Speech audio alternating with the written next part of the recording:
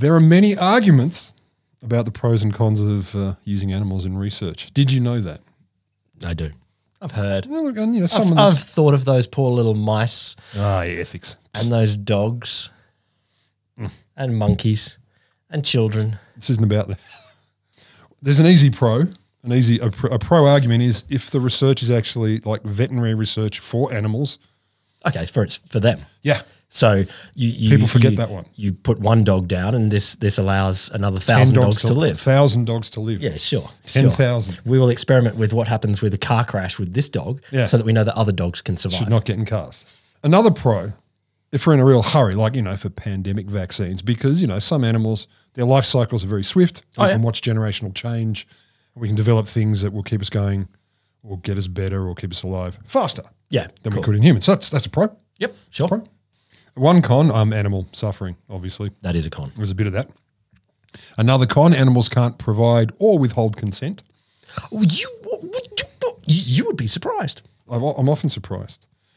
But look, aside from all the ethical debates, like about, is it right or wrong to experiment on animals, and honestly, comparatively few protests, like given how much work goes on, you've got this untrammeled ticking along of consistent animal research for a very long time. Science is basically being used animals like rats and mice as fuzzy little test tubes for, what, a billion years? Fuzzy little test tubes. Yeah. That's what they like. It's a nice little T-shirt slogan. Put them in racks, fuzzy little test tubes. They're just fuzzy little test tubes. I wouldn't put in a T-shirt that you would wear outside the lab. I would. Or you can draw a drawing of a test tube that's sort of got mouse ears and a mouse tail. And a heart, internal organs. And cute little whiskers. And bleeds. Do you have to go that far? I did. It's what I do. But of course, now and then people do protest. You get a few hippie types who get a bit squeamish and they go, this ain't great, screw you, don't do things with animals. But it seems it's pretty easy to brush it aside with saving lives. Yeah, sure. Improving quality of life. People kind of go, okay, cool. We'll leave it alone. Anyway, at the heart of the problem, quite often, the majority of the justifications tend to be we can legally do stuff to animals, which we'd never do to people because they're so different from us. Yes, they're lower on the pyramid of life. Yeah, this is a pro. This is sold as a pro. Yeah, okay. But it's also exactly the reason why it's a con. Because if they're so different for us, in what fucking way are they a decent proxy for us in the research? And so you can go down this rabbit hole, pun intended, of all the research problems. Animals, the more you dig in, the more your brain gets dented. And you know this, we know this, we've been through this sort of stuff before. But today, I figured if you're going to bother it getting dented at all, why not cave it the fuck in? Cave your brain right in when you're thinking about this stuff. Okay. So today I'm going to wander through some of the less well-publicised tales from the world of animals as proxy people. But before I go into it, and before we play our delicious theme tune, 2 spoilers. 1, not a conversation that gets into deep ethics of, should you or shouldn't you experiment on animals, because, look, we take it as a given there's a big brawl about that. Of That's course a big one? It'll come up, but that's an old one, whatever, Trevor. We know this one. Happens a lot. Number 2, holy shit, is there anything that isn't sexist?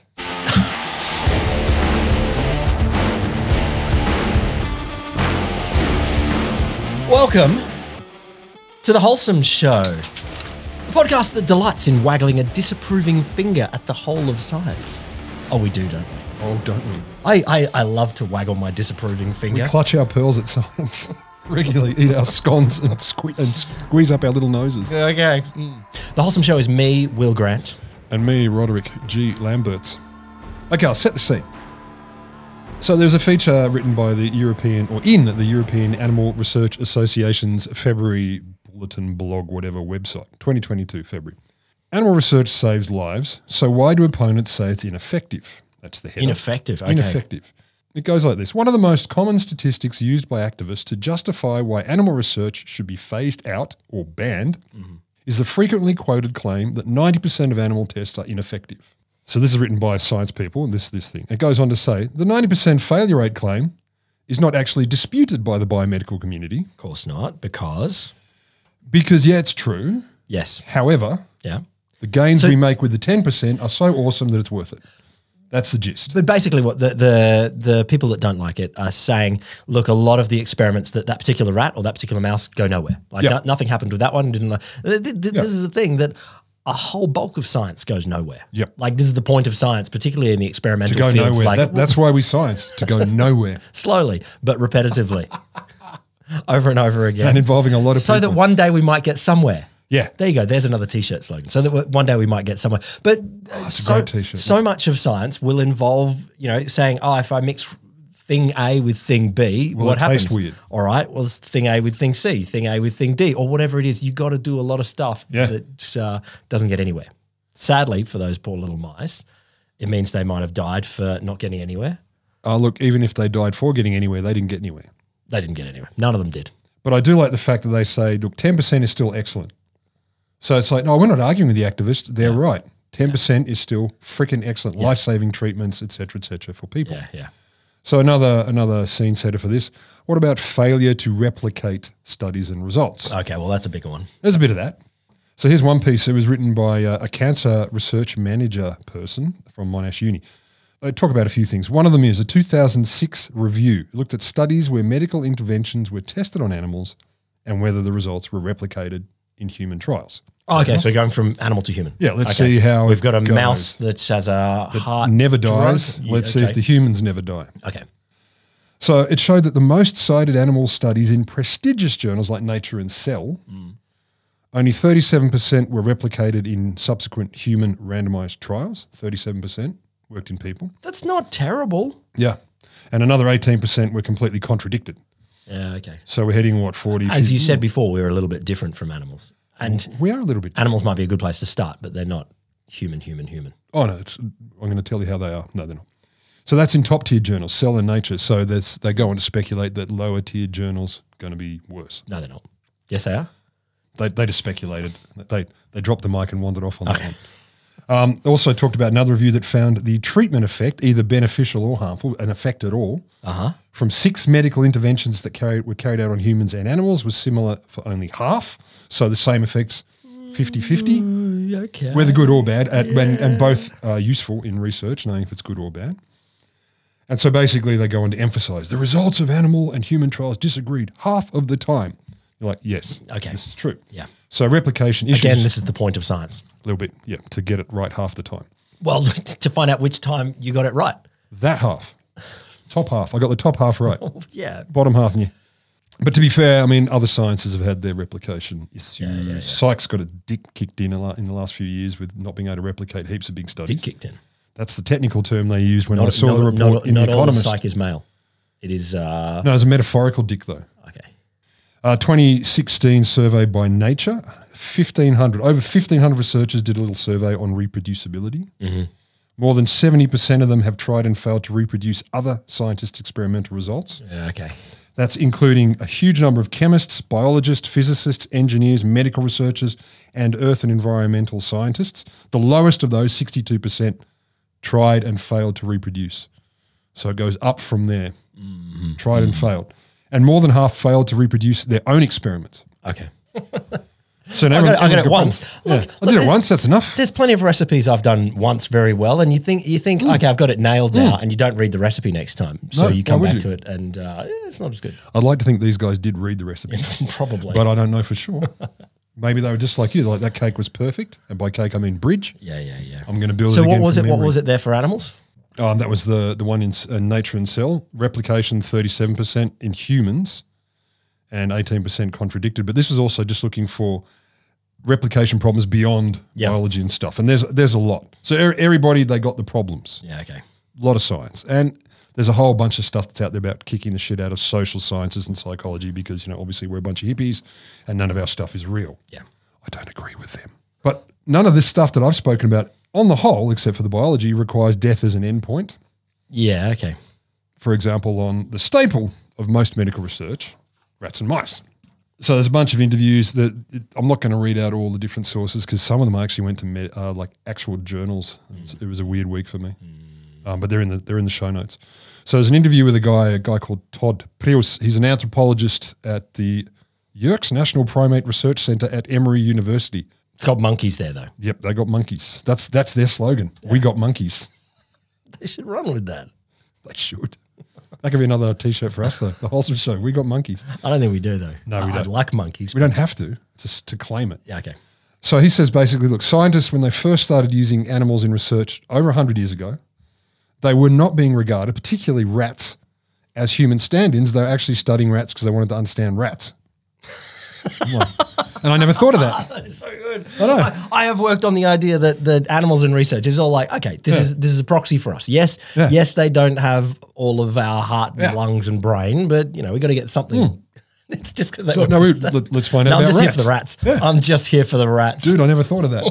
I know. That surprised me too. I read that and thought, oh my God. That kind of makes sense. And it must have been revelation when they go, we could try some things that happen to humans in these rats. And they're like, what the? You're serious? Kind of the way it went. Oh, wow. Oh, wow. God, I got to say, scientists can be dumb sometimes. Yeah. But in very intelligent, intricate ways. I'm enthusiastic for the understanding about rats. That is not a problem. Yeah, I'm happy with that. But the idea that, hang on, this could be a stand-in for So this anthropologist goes on, as the process went on, people stopped seeing them as specialized animals, so rats for themselves, and started to see them more and more as prototypical mammals. Yeah. Okay. So wait a minute, you're not just a rat, you are mammals. No, okay, fair enough. This goes with the idea, it goes with the shift in evolutionary thinking with that whole, I'm related to a monkey, therefore I'm related to Ich bin ein Chimpanzee. Yeah, exactly. Yeah. Exactly. We got monkeys. No, okay. I am accepting that people thought different. Yeah. There you go. Yeah, because us being mammals, so are they. They're us, if it suits us. But so the question then becomes, is the rat really a generic mammal? And the emphatic answer is fuck no. There ain't no. Fuck no. Generic's just a cycle on your washing machine. Is it? It's like a Whoopi Goldberg thing. Normal's just a cycle on your washing machine. That's true, but generic is not. You got a fancy washing machine. You got one of those German ones that's been poorly translated. Generic. So the rat is emphatically not a generic mammal. And even rats of the same strain but purchased from different suppliers will give you different test results. Same strain but different suppliers. So an example, there was a study they talked about the responses to 12 different behavioural measures of pain sensitivity, which are important for spinal cord injuries. How they react to pain. How they react to pain and where and how strongly, etc. 12 different markers varied among 11 strains of mice with no clear-cut patterns to allow them to predict shit. Okay. A drug that might be shown to help one strain of the mouse didn't help any of the others. Oh, my God. So despite decades of animal models, at least in 2015, not a single neuroprotective agent that ameliorated spinal cord injury in animal tests has proven useful in clinical trials in humans. This is in 2015. Maybe it's all changed. Not a single. Yeah, okay. Yeah, so rats and mice, for starters, they're not proxy humans and they're not even the same. So they're not even good test tubes because they're different sizes and made out of different materials. So some may react more with the materials you put in them than others. Fuzzy, slightly random test tubes. More than slightly. Oh, my God. Okay. But let's run with a hypothetical. What if the rodents were generic? So let's imagine they were the same and they were like good test tubes. So each mouse or rat is the same. Labs aren't. No. So now we have things like this. The common features of a biomedical lab, artificial lights, human-produced noises, restricted housing environments, they can cause specific kinds of behaviours and stress responses. Mice and rats love all of these. They do love it. They've been waiting their whole lives. That's why they volunteer. Yeah, to get into artificial lighting. Routine procedures such as catching an animal, taking them out of their cage in order to do something can cause them to freak out and you can measure the stress markers going up. Yeah. You also get what they call contagious anxiety. For example. Yeah, are you serious? Yeah. Blood pressure and heart rates elevate in rats watching other rats being decapitated. Who would have thought? You don't have to be the rat whisperer. No. To say maybe they shouldn't see that. Maybe just don't let them see that. If you're going to kill Roddy Rat, take him behind the pillar. I ain't no species biologist person. No. I'm not. But I don't know if you have to be the highest order of species to notice one of your friends and colleagues getting killed gruesomely. Summarily executed in front of you. And going, I'll just keep going exactly what I'm doing. I mean, freaking ants know when an ant is dead. Yeah. So they run a lot more than they would. They certainly do. Yeah, they react to the smells and they go, okay, shit's going down. Let's. I think the head chopper machine getting gradually closer to you and chopping all of your colleagues' heads. I don't know why that would make you stressed at all. It has an effect. I mean, if I was at work And I saw coming down the hall, the head chopper machine chopping off all the heads of my colleagues. I wouldn't go, all right, it doesn't apply to me. That's cool. I'm different from them. Yeah. I would worry. No fucker would cut my head off. That's what you're thinking, because why would they? No, I would worry. You've never done anything wrong. Stress-related changes in physiological parameters caused by these things can have significant effects on test results. And weirdly, so for example, here's this one. Stressed rats, that they develop chronic inflammatory conditions and intestinal leakage if they're really freaked out. And that can, of course, confound any biochemical research you're doing because they're chronically inflamed and they're leaking intestinally. Oh, God. I know, it's not great. I mean, you even go as far as genetic and neurochemical changes. So here's an example. A bunch of mice were genetically altered to develop aortic defects in the heart. Okay. Some mice were put in larger cages, and that wasn't part of the experiment. Just because the effects basically disappeared. Oh, you're kidding. No. Wow. So you've got the mice, you've engineered their aortas to be poo-poo. How the hell? And then you just put them in a bigger cage and it goes away. Yeah, like they got that. Them's got better. Oh my God. And it even goes as far as this. The type of flooring on which you test an animal for spinal cord injury experiments can affect how much benefit the drug reveals. Oh my God. The type of flooring. I've just got to say, like it does sound though, to take the side of the scientists here, incredibly hard work with all of this variable, but just to acknowledge for a second the idea that we can have a strand of mice or rat that has been genetically engineered to have a particular heart defect that then we can test some drugs on. That is a wild thing to say. To go 150 years back. You'd say Charles Darwin. Go 50 years back. Yeah, well, no doubt. But you go back and you say, look, in the future we're going to have specific rats that have specific genetic problems that we can test, but you have to keep them in the same cage size. It's weird. I know. And the flooring. No, you tell Mendel, snow peas, hey. Yeah. Fuck your genetic. Ooh, you crossed two peas. We gave these rats heart conditions. Floor. Mice also respond quite differently and specifically to different human handlers. So handler and shift A is different to handler and shift B. So they react and perform differently, which could also mean their biochemistry changes. Yeah. And there was a behavioral scientist guy called Joseph Garner. He was at Stanford Uni Medical Center. They tried to run experiments that were identical in 6 different mouse facilities scattered across centers throughout Europe. They used genetically identical mice of the same age, and the results varied all over the place. Oh, wow. Wow. So that's pretty cool. Science is hard. Yeah, and no one's denying this. Like, this is not to say you guys are dickheads, because there's so many parameters to control. It's more to go, let's think about what we derive from these experiments, and let's think about what we don't think about. Yeah.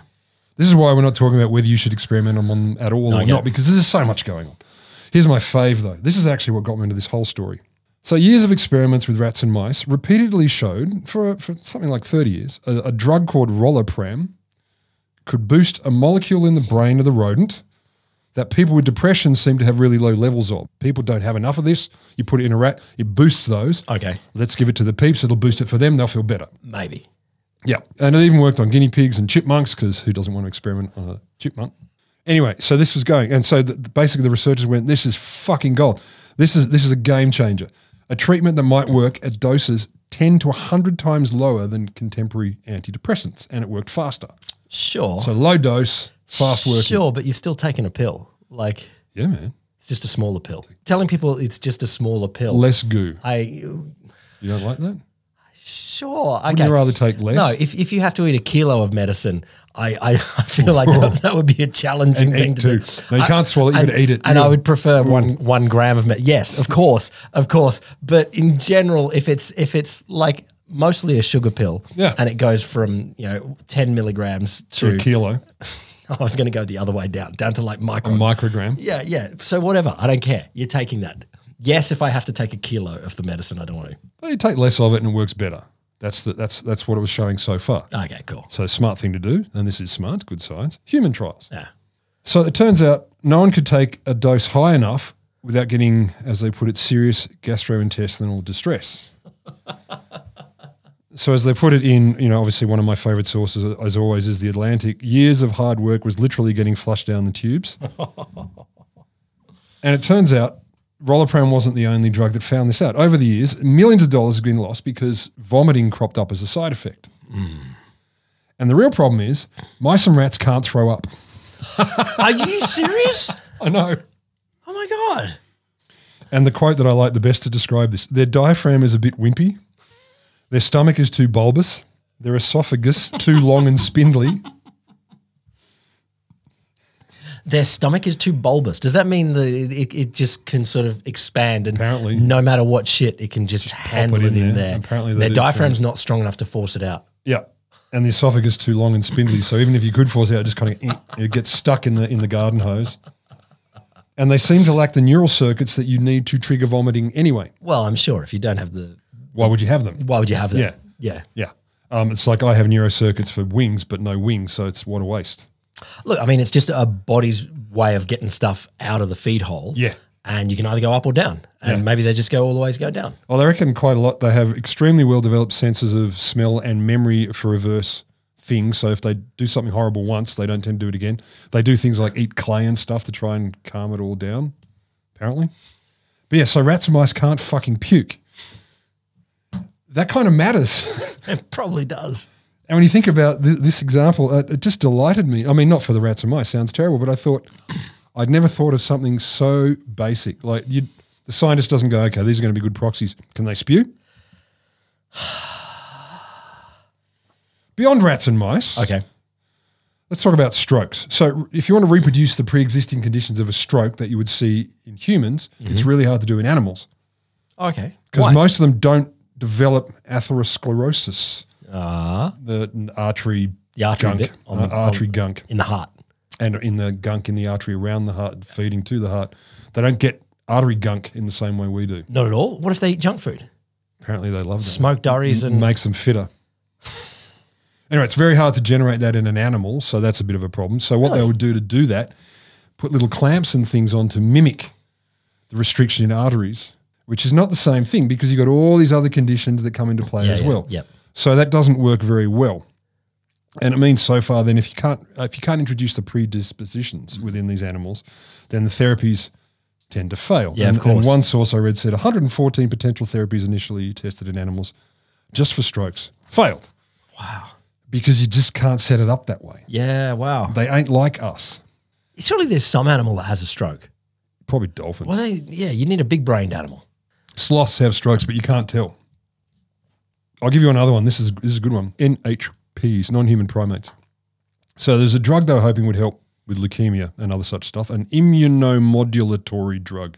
It's got a name, TGN1412. You know the one. Anyway, they tested this drug, this hopeful drug. Fingers crossed. Rabbits, mice, rats, and certain non-human primates. No, so this is for leukemia type thing. Yeah, apparently. Yeah.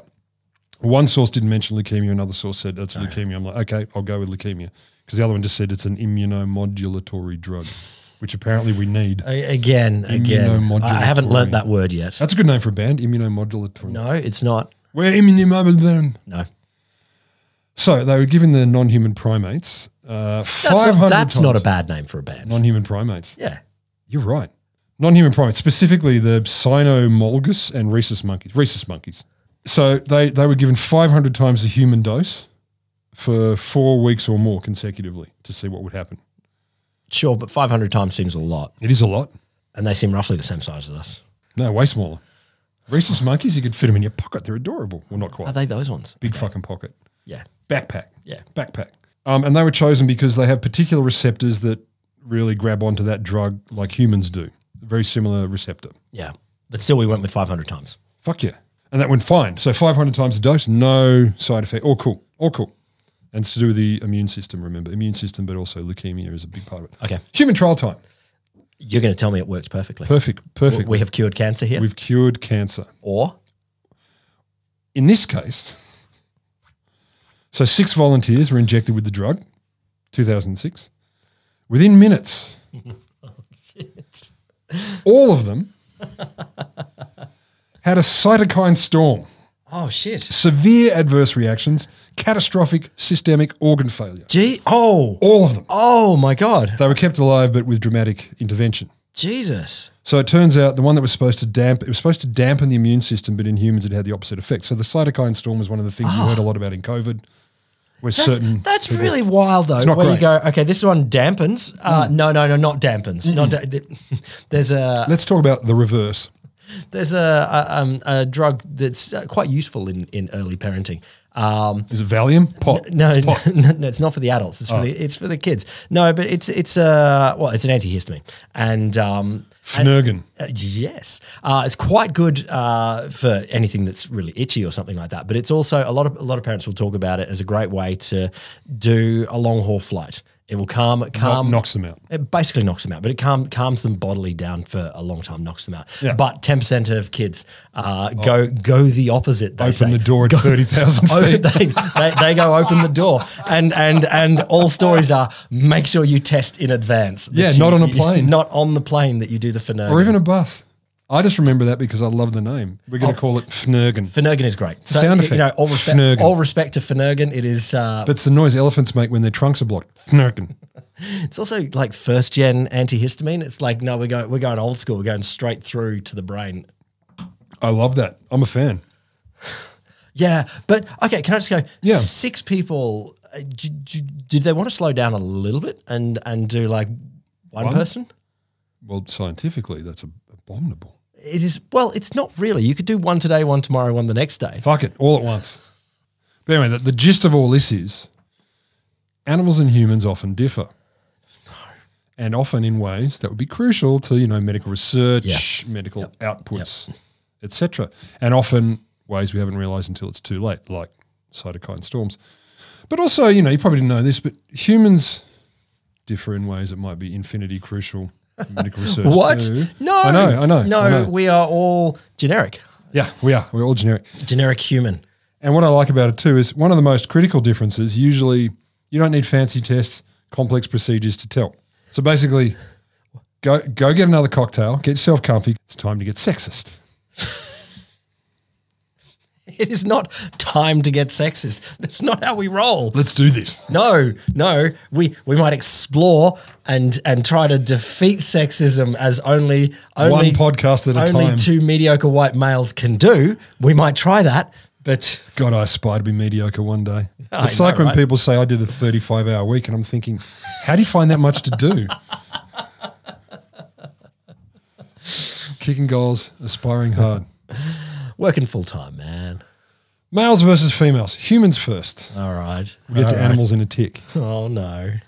So women are more likely to be misdiagnosed when it comes to things like heart attacks and ADHD. What? Than men. What? Heart attacks in particular, often because they don't show as many symptoms and/or because all of the symptomatology that we've described has been men's heart attacks. Yeah.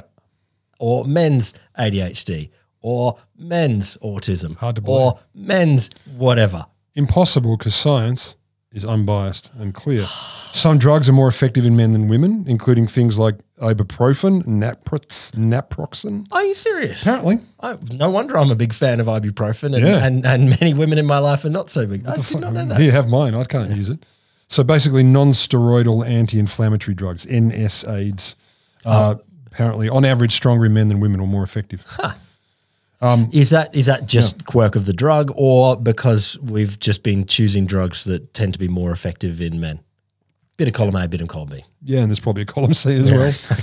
Okay. There be dragons. Yeah, I get it. It goes the other way as well. There's a drug that's, at least in America, called allosetron, which sounds like a bad robot name. Let me guess. It does affect whatever it wants to affect, but also has significant side effects of... Guess what it's for? Impending sense of doom. Guess what it's for? What is it? Irritable bowel syndrome. Okay.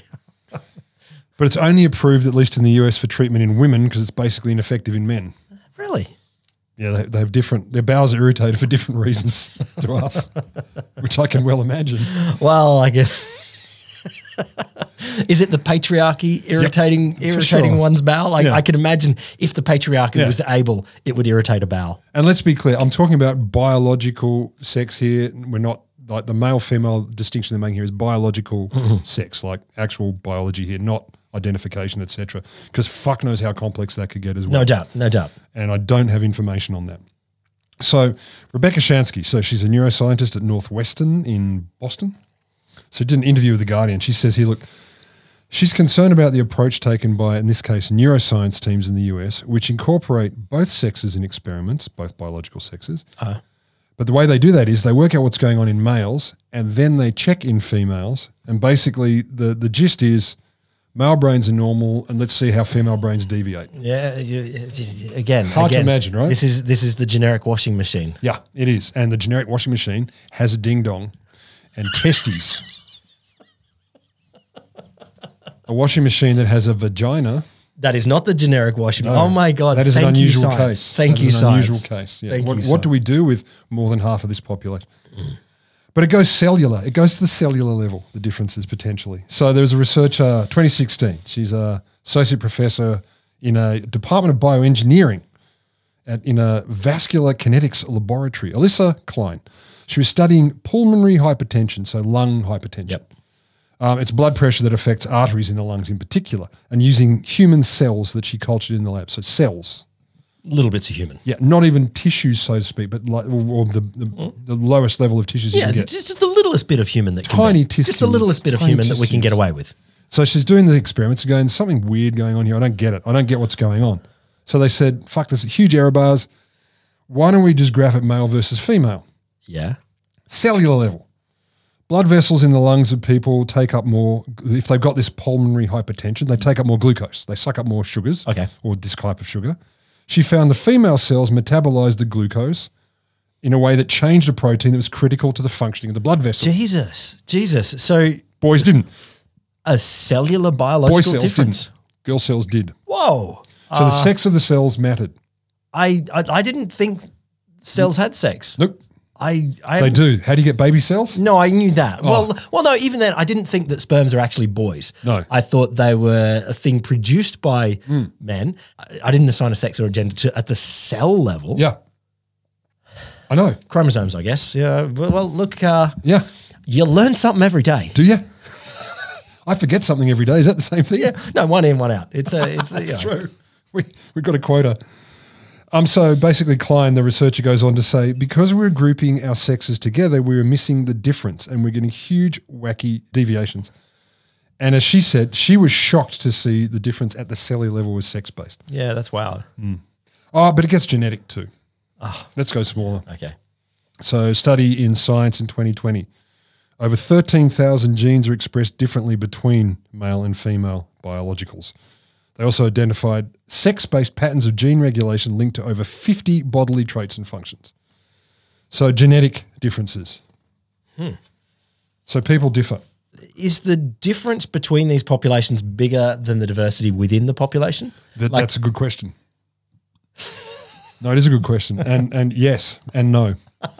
The answer is possibly Which one bits? of the two. Which bits? Well, no, it's just yeah. So like I get if she legitimate scientist is horrified, then it suggests something is going on. But Yeah. you know, you can pull populations apart, Yes. and still there is so much diversity Yes. within there. We know, you know, Yeah. in all categorizations of human, there is a lot of diversity between, even if we categorize. So, Yeah. So basically, this is the takeaway. If you don't want to listen to the end, but you should, because it's awesome. Diversity matters in a way at a genetic and cellular level. Oh wow, of course, yes.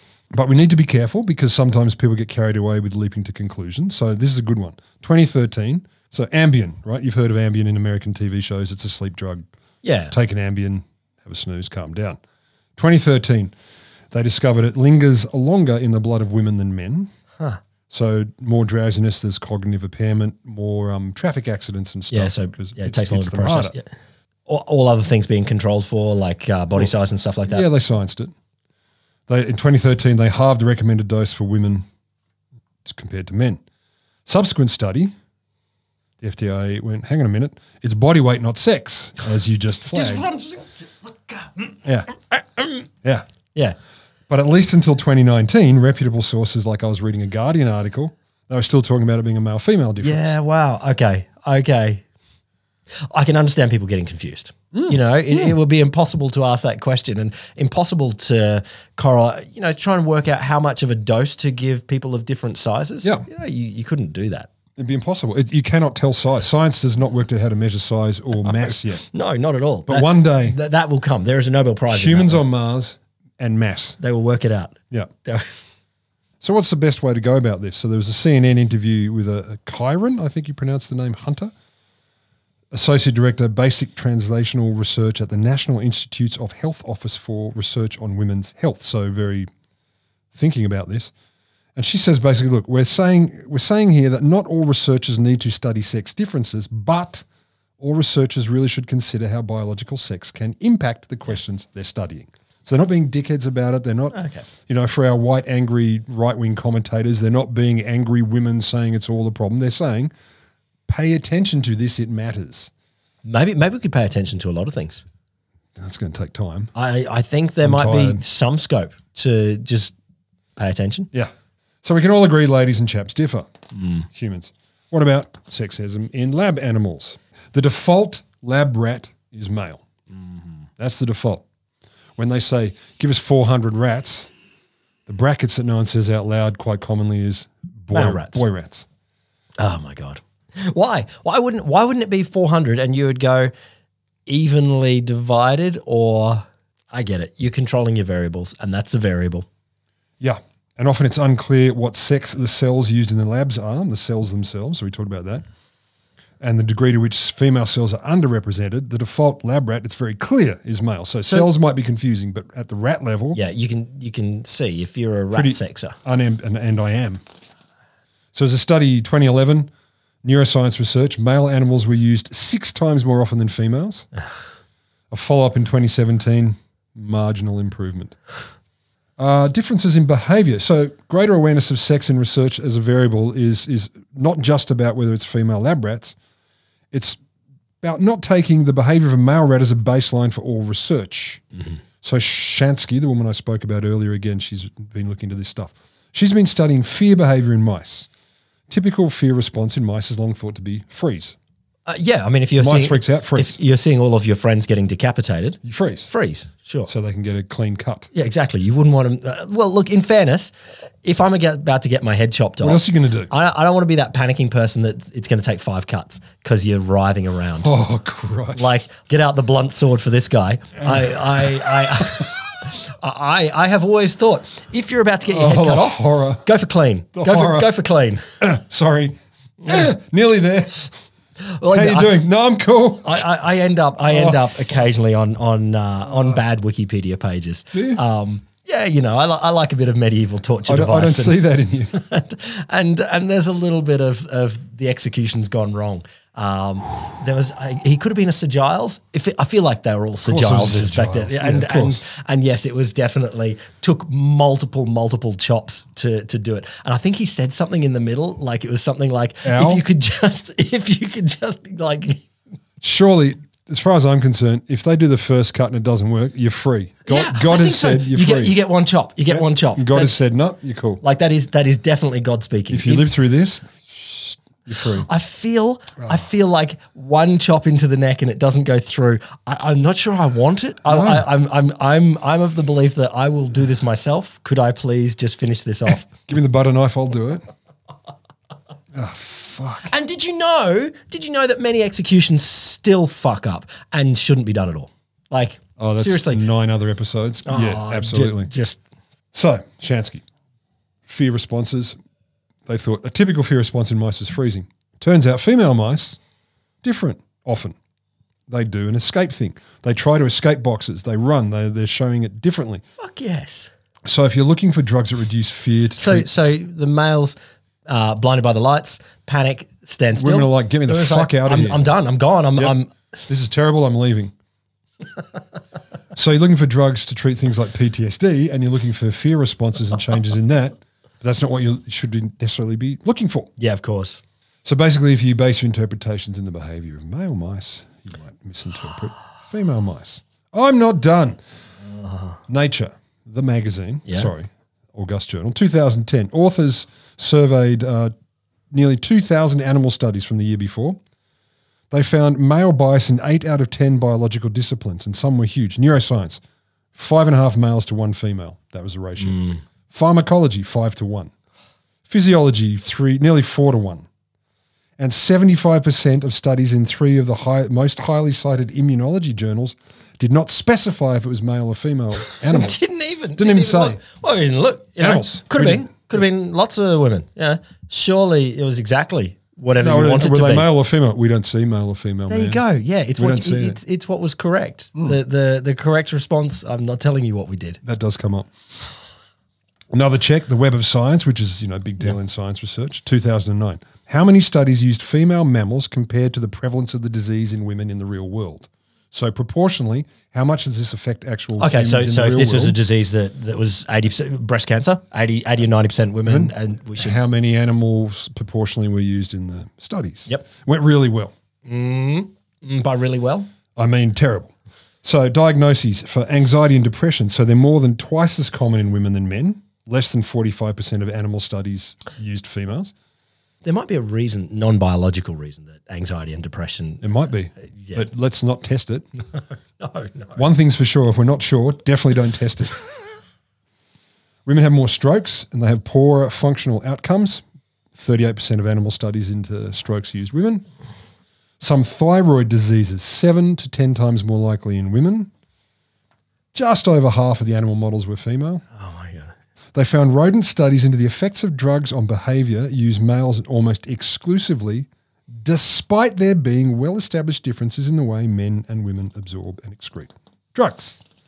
So what the fuck? I mean, I'd first heard about gists of this a few years ago, but when I literally first heard it, there was some kind of female condition. It was literally related to female biology, and almost all the studies were done on male rats. And I'm like, this is a hoax, right? This is the shovel. Is this like uterine cancer or something? Yeah, like it's like, and I'm thinking this is April the 1st. Like, fuck off. Come on, for fuck's sake. Anyway, so it's everywhere. So why? Well, that's my question. I was going to ask that. Let me. Why? Good question. Other than just the patriarchy. So one argument, at least since 1923, if not earlier, scientists have typically justified excluding female animals because, and this is even when studying effects on women, women's things, the basis was fluctuating hormones would render the results uninterpretable. Women, they have the fluctuations. Too hormonal. You know how they are? Yeah. You know how the ladies get irrational all the time? And it's hormonal. Yeah, okay. And the animals would be exactly the same. Exactly the same. Okay. So, but. Too wild. Yeah. Too wild. But female rodents, so they have a 4 or 5 day reproductive cycle. So they get an increase in estrogen and progesterone, about 4-fold during that cycle. But male mice, housed together, very quickly establish a dominance hierarchy, which means circulating testosterone levels climb, on average, 5 times higher in the top guys than the bottom guys. No. So that's different. That's not hormonal. That's different. That's just dudes being dudes. Yeah, exactly. That's just well, makes not even sense. that's just generic. Like that is what women would do if they could. That's just what animals do. That's what mammals do. Just wild to me. Yeah. Just wild to me that you go, fluctuations in hormones, and don't go and look at the men and go, maybe those hormones might be fluctuating more. No, chicks be crazy because hormones. So in their defense, it's not their fault. So they're being sensitive about it. Sure they are. Meta-analysis 2005. Female mice from many different strains were no more variable than males in the way they experience pain. So they're basically saying we should reappraise every long-held assumption that the estrogen cycle, the estrus, leads to variability in data. But I think the simpler answer from what I've read and seen and what we've experienced is exactly what you said. It's a world dominated by men in fucking everything. Why would science be different? Yeah. I think there's an element to which controlling the variables is a natural instinct in science. Of course it is. It should be. Exactly. It should be. You know, if you're doing whatever experiment and you want to keep everything the same except the variable that you're comparing. Yep. And that's that would be called science. Yeah, it really would. It really would. And so you can understand the instinct for as long as people have been doing animal models in science. They go, okay, well, let's minimize those things. You know, whatever it might be. You don't get a bunch of mammals and say, okay, let's try this drug on them. You know, some rats, some armadillos. Panthers. Yes. Panthers are really good lab animals. Great lab animal. Fuck, I love, fuck. That's the animal handlers. I've got hours work. Terrifying. I've got to say, animal rights people, you know, I know that there's been a whole tradition, and I can tell you a good story about this one day, I'm ready. Of people sneaking in to document various animal conditions, either in factory farms or meat processing or scientific labs. of documenting what's going on. But it would be good fun if you went the other way around and snuck in some panthers. Like just in a cage, there is the panther. It's a good idea. We chuck a hippo in there and see what they do. I got mouse, hippo, mouse. But I get that you don't just get random animals and they're just going control every variable. It's just there are scientific reasons for this that would be reinforced by patriarchal dumbness. There's so much of it, and this is the thing. I'm not here to just say scientists are fucking idiots because that's not fair. There's a lot of history. No, they're smart idiots. So how do we fix it? So 2021 at least, the major funders in the US, like the US National Institutes of Health, they do 80,000 grants a year-ish.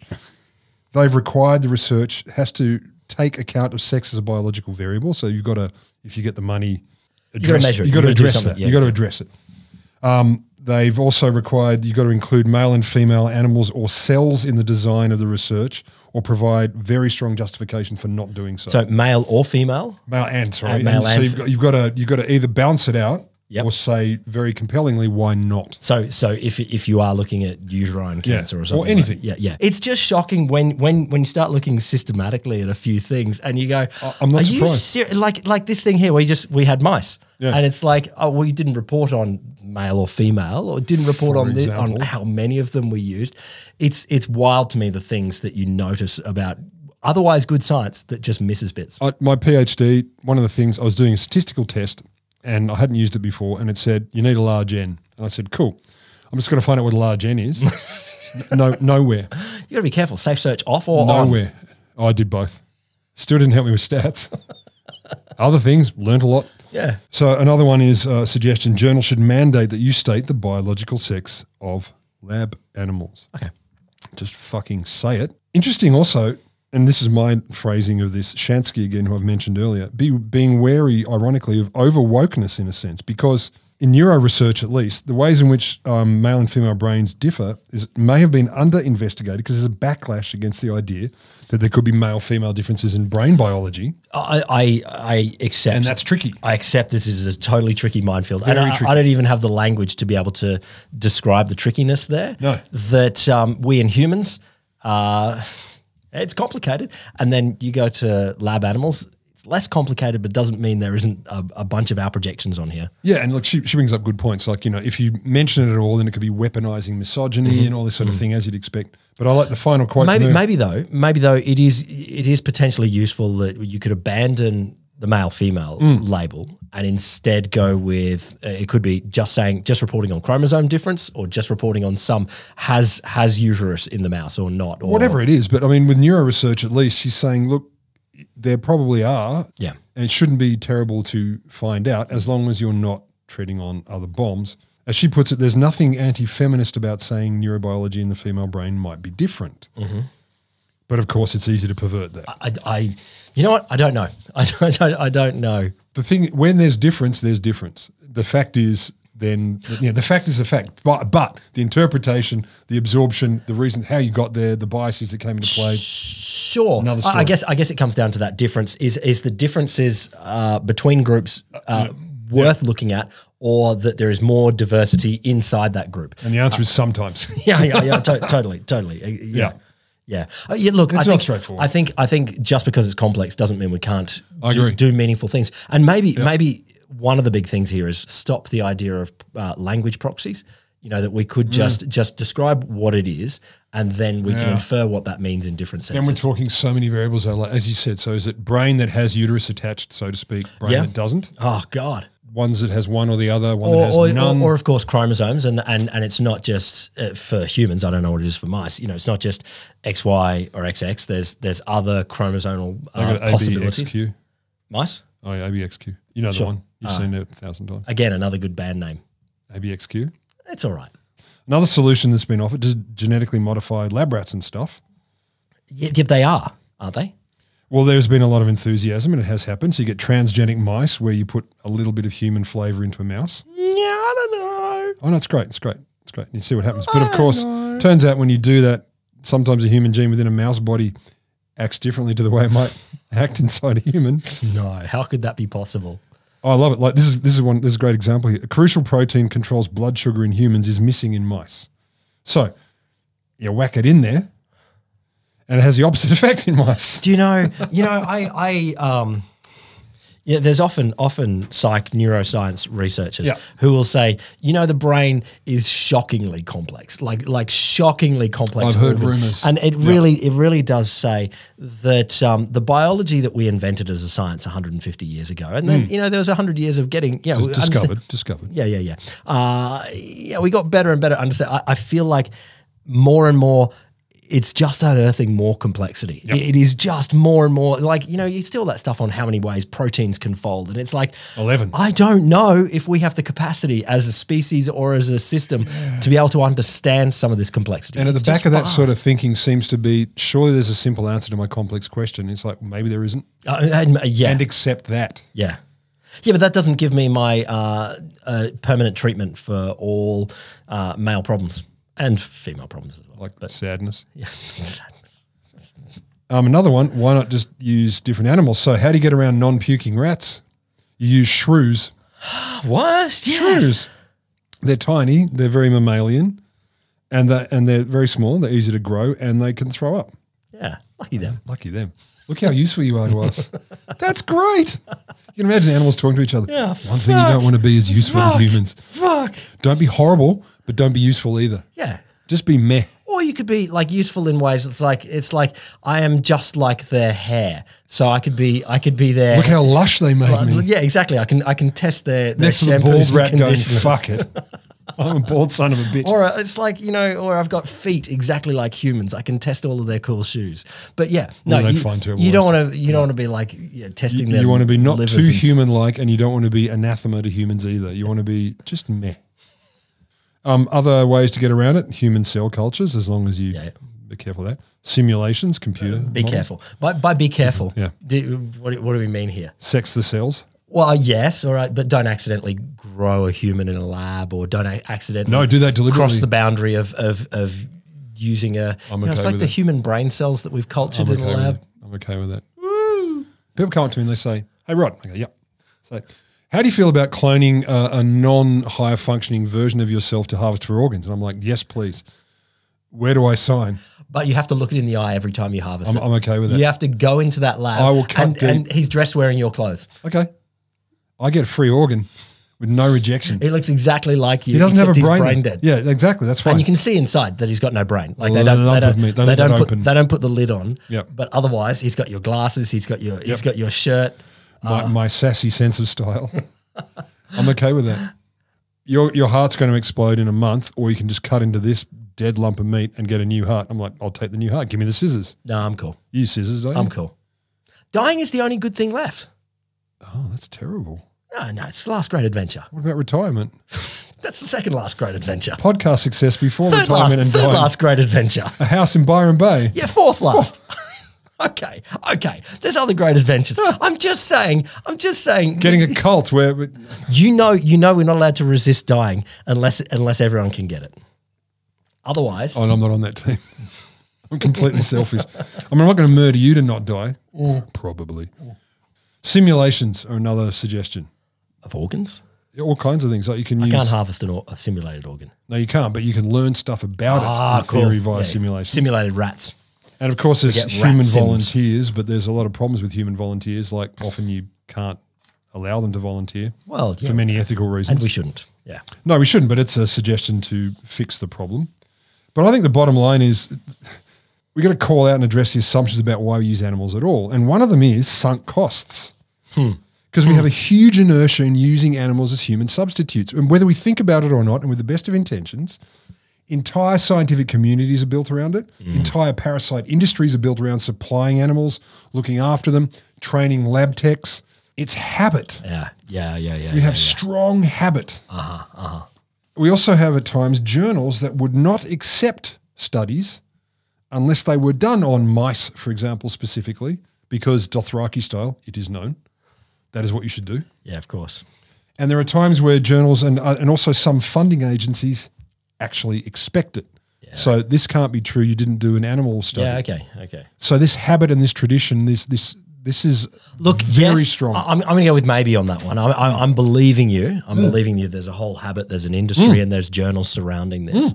But you mentioned things like the simulation. Yeah. Where are we up to on that? Some apparently work quite well, but you need so much data to feed into the simulation. Shocking amounts of data. Yeah. I mean, we're not even talking like, when we stopped nuclear testing. Yeah. I feel like the physics on that is shockingly far simpler than the molecular biology than how a fingernail works.